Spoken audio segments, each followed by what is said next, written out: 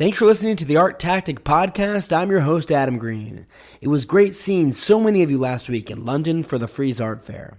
It's always an action-packed week, filled with fairs, gallery openings, and of course the auctions.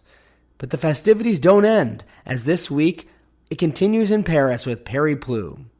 Given the seemingly persistent economic uncertainty, as well as the really unfortunate and tragic situation in Israel and the prolonged situation in Ukraine, we wanted to see just how that was potentially impacting the art market, and more specifically, these fair weeks in London and Paris.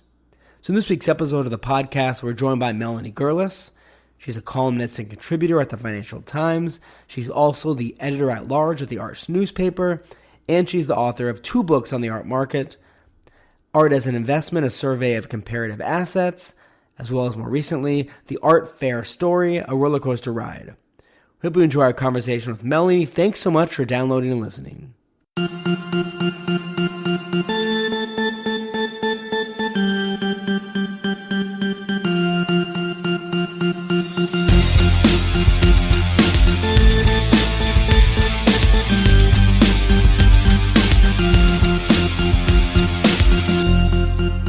Melanie, thanks so much for joining us.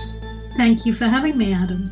Absolutely. It was a long 2 weeks in London and Paris with so much going on. We appreciate you taking the time to help us recap the events of the past 2 weeks. So to start things off, it feels like more so last week than maybe any time since the COVID pandemic began, were there a variety of external factors that seem to really be weighing heavily on people's minds in the art world. We, of course, the economic uncertainty that is still persisting, and now a lot of recent developments in terms of geopolitical concerns, in particular in Israel. From your perspective, did they have a significant impact on the mood of everyone in London during Frieze Week? Hi, Adam. Yeah, I think that is fair to say. I mean, I think some of the dynamics you described are not completely new. I think we were a bit nervous going into the summer after the May season in New York, where the market seemed softer, shall we say, the art market seemed softer, and also, the uncertainty outside of the art market was beginning to seep in a way that people kind of pretend it doesn't.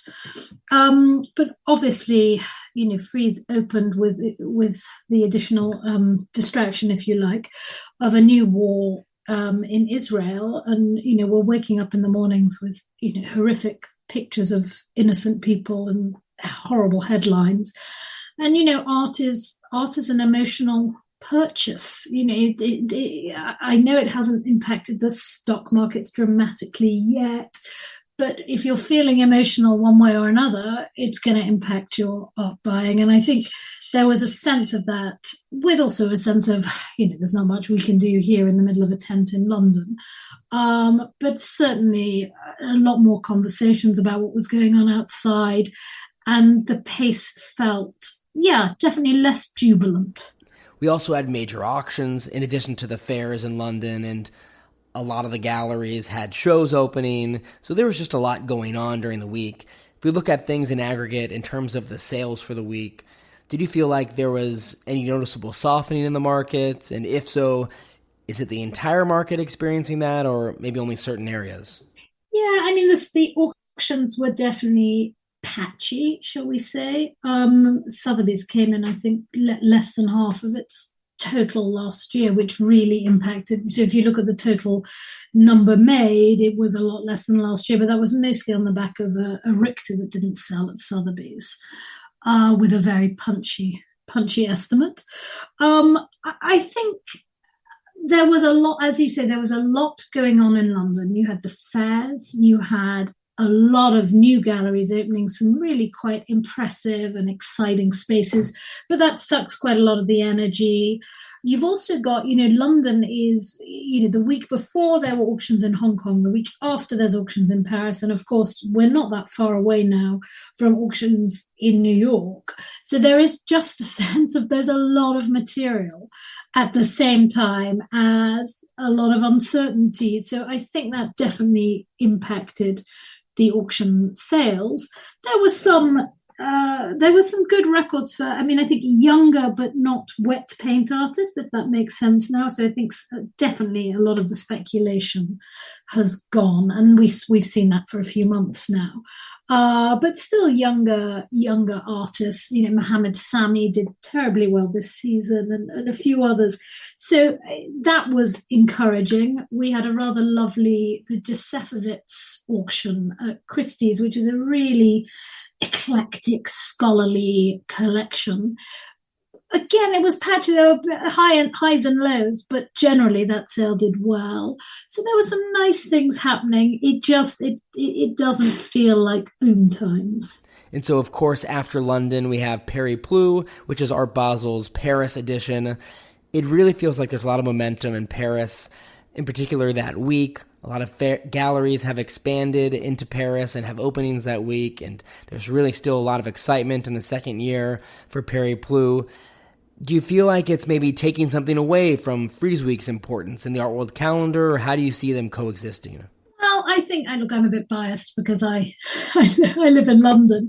I think that the new narrative kind of coming from both sides, actually, coming from Frieze and coming from Art Basel, is that these two things can complement each other. And certainly what is true is the cities are very different. The market dynamic is very different. London is much more of a trading floor, whereas Paris is a kind of walking museum. So you have these different markets. The crowds actually were different at both fairs. But sure, you get some people who go to one and not the other. But that is the same, I think, increasingly for all fairs at the moment. People are becoming a bit more selective. We all went a bit post-COVID crazy and did everything, and then it's like, okay, no, this is a bit tiring. So in a way, the beauty of it is there are different crowds. Certainly at Paris Plus, it's a small affair. Bear in mind, Frieze, there are two fairs. It's quite a big effort to do all of that.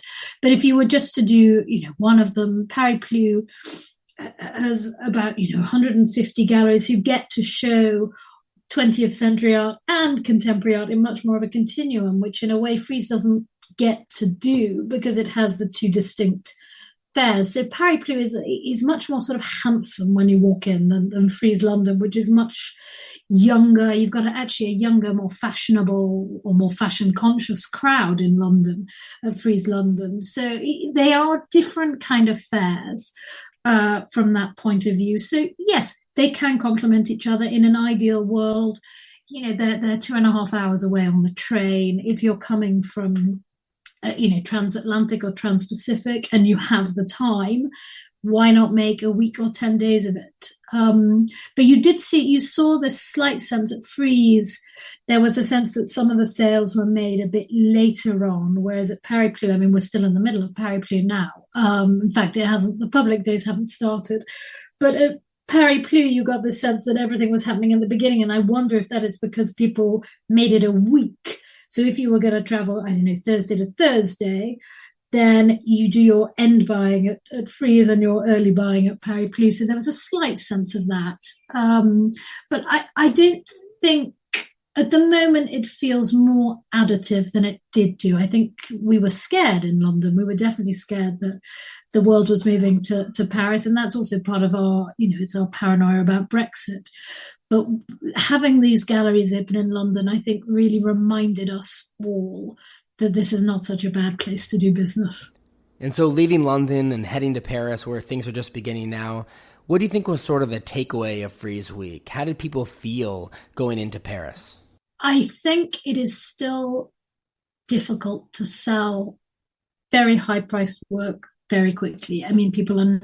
Things are not flying off booths. And again, that's something we've seen gradually happening for at least, probably at least a year.